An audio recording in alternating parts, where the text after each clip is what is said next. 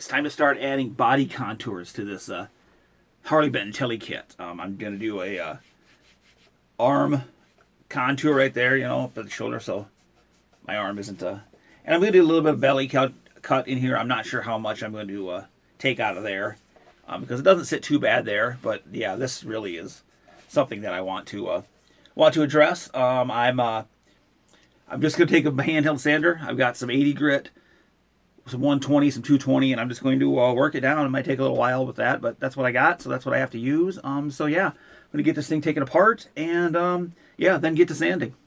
All right, got it all apart, getting ready to start sanding it, and I'm just going to take a little... I was looking at the Harley Benton Strat kit, and you can see there's kind of like just like a line right here where the contour starts, so that's kind of what I'm going to copy on the other one. Just kind of do like a, I don't know, maybe about that much.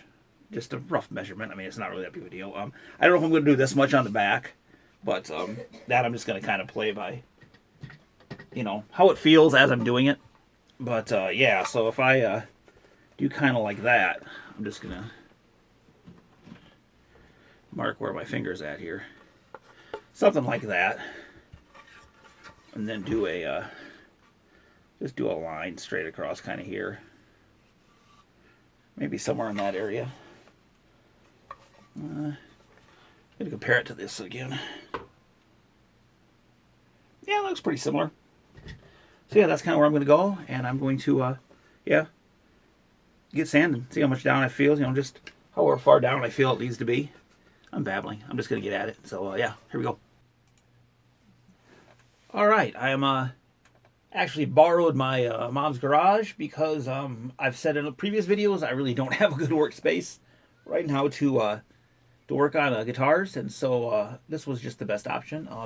Here I am hitting it with the 80 grit, just starting to get the angle cut start going, and yeah, I just kept sanding and sanding, trying to get it to be where I wanted it. You can see the sawdust just flying. Yeah, it ended up taking me total, I think, around 10 minutes or so. Actually went a lot quicker than I thought it would. So, yeah, that was cool. And yeah, I just kept sanding it and then checking. The sander was loud, and there was traffic going by my mom's garage, so, you know, I wasn't able to use the audio as I was sanding it. But yeah, I just kept going and going, and then switched over to the stop and check it again, of course, to make sure that it is, you know, going okay. Then here I am taking it off and checking how it feels. Just, you know, if I've taken enough off yet. And decided I hadn't. So, you know, get back at it. Get the sander out and get some more 80 grit going. And just keep going. Keep taking it off until it feels right. So yeah, I just kept sanding. I see this in a lot of the videos where I modify my guitars. If you aren't comfortable doing this, please take it to a qualified guitar tech, luthier, whoever you trust to do this type of stuff. All right, here I am. I switched to the 120, the 80 grit. Trying to get some of the rougher spots, the 80 grit left off. And yeah, so then that smoothed it out good. And then now I'm sanding, hand sanding.